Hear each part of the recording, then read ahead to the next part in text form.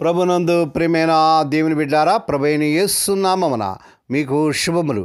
జీవముగల దేవుని కృపావర్షం మీపై సమృద్ధిగా క్రియనుగాక. ఈ దినం అనగా ఫిబ్రవరి నెల 9వ తారీఖు 2026 సోమవారం హోలీ ట్రింటీ చర్చ్ మినిస్ట్రీస్ వారు అందించు ఆనుదేనామన్న. ఈ దిన మన ధ్యానాంశం తొట్టిల్లకుండా కాపాడే దేవుడు. తొట్టిల్లకుండా కాపాడే దేవుడు.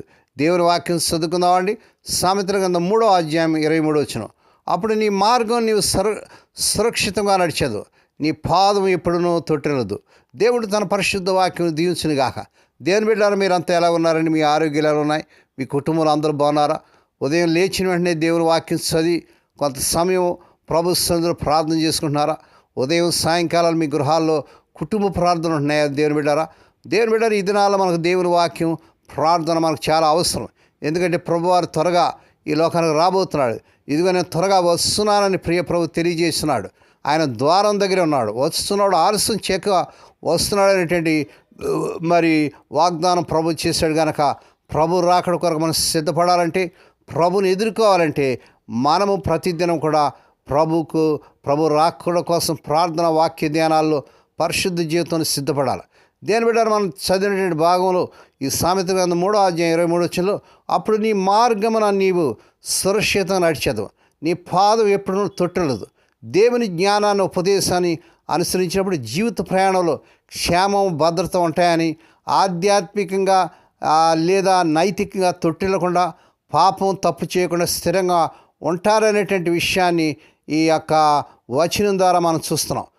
సురక్షితమైనటువంటి ప్రయాణం కూడా ప్రభు మనకిస్తాడు. దేవుని వాక్యానికి లోబడే విశ్వాసి దేవుని బిడ్డ జీవితంలో ఎదురయ్యే ఆటంకాలు ప్రమాదాల నుండి మనము తప్పకుండా ప్రభు మనల్ని రక్షిస్తాడు. తొట్టిల్లనేటువంటి పాదాలు ప్రభు మనకి ఇస్తాడు. ఇది అడుగు తప్పక పోవడాన్ని, అంటే పాపంలో పడిపోకుండా లేదా తప్పుడు నిర్ణయాలు తీసుకోకుండా మరి జ్ఞానం కాపాడుతుందని మరి ఇక్కడ చెప్పబడేది. అనగా జ్ఞానం అనగా మన ప్రభు అయిన యేసుక్రీస్తు జ్ఞానమే ఉన్నాడు. మనల్ని కాపాడే దేవుడు. తప్పుడు నిర్ణయాలు తీసుకోకుండా మనం జారిపోకుండా ప్రభు కాపాడుతాడు. ధైర్యము మరియు భయము లేకపోవడం, దేవునిపై ఆధారపడటం వల్ల ఆకస్మిక భయాలు లేదా ఆపదల వల్ల కలిగే ఆందోళన మనకు ఉండదు.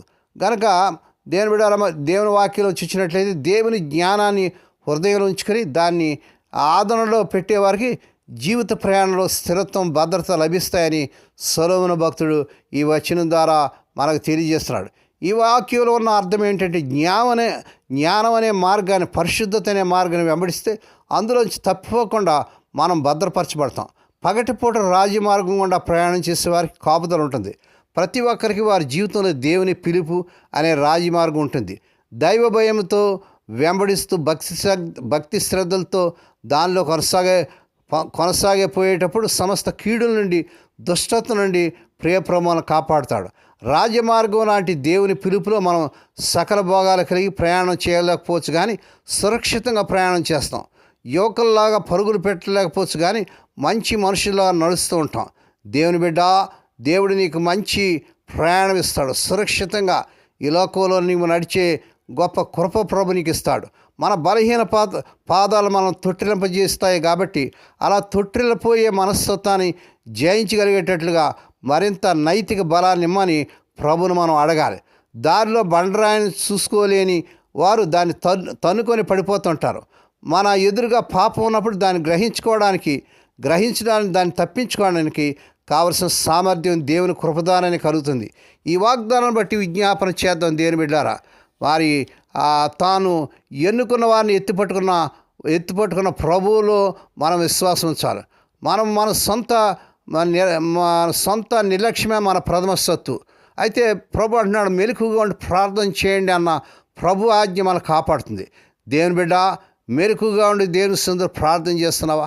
దేవుని కాపుదల కోసం, భద్రత కోసం, నీ కుటుంబ భద్రత కోసం, మరి నీ భద్రత కోసం సాతాను చిక్కుల నుండి, వలయాల నుంచి ప్రభుని తప్పించేటట్టు తొట్టిల్లేటట్టు పాదాలు లేకుండా ప్రభు నేను సురక్షితంగా నడిపిస్తాడు.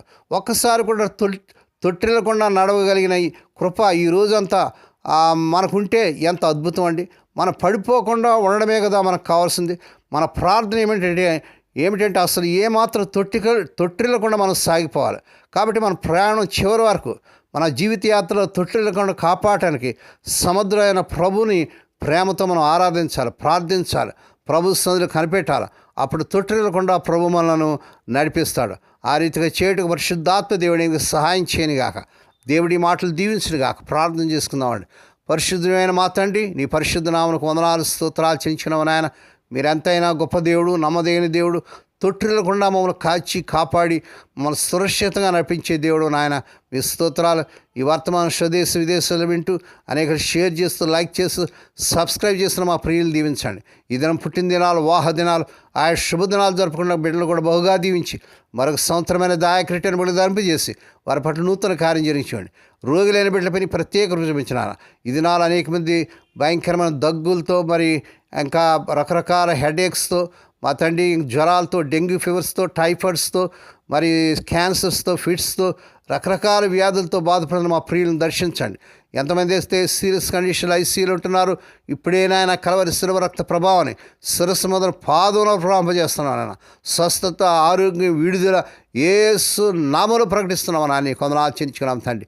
మా ఏ కుటుంబంలో తమ ప్రియులు నిద్రించి మాడించి దుఃఖముల వ్యాధులు ఉన్నారో పరిశుద్ధాత్మదేవాటి వారికి కావాల్సిన ఆదరణ దయచేయండి.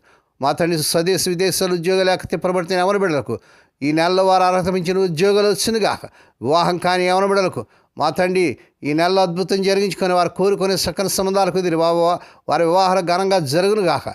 వీసాల కోసం, విదేశాల్లో ఉద్యోగాల కోసం, చదువుల కోసం వారి ప్రయత్నం చేస్తున్న బిడ్డల పట్ల కార్యం జరిగించుకొని యేసు నామముల వరకు వీసాలు వచ్చినగాక. మరి అనేక మంది దైవజనులైన మందిరాలు కడుతున్నారు ప్రభా. మా తండ్రి వారికి కావాల్సిన వనరులు దయచేయండి.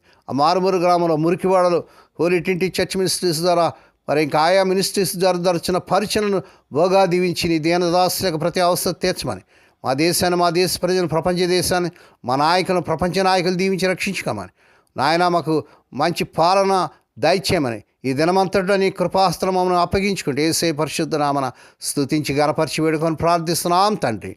ఆమేన్. మన ప్రభువైన యేసుక్రీస్తు వారి కృప, తండ్రి ఏరి దేవుని ప్రేమ, పరిశుద్ధాత్మదేవుని కనిని సహవాసము సదాకాలం మీకు తోడేండి నడిపించి బలపరచునుగాక. ఆమేన్.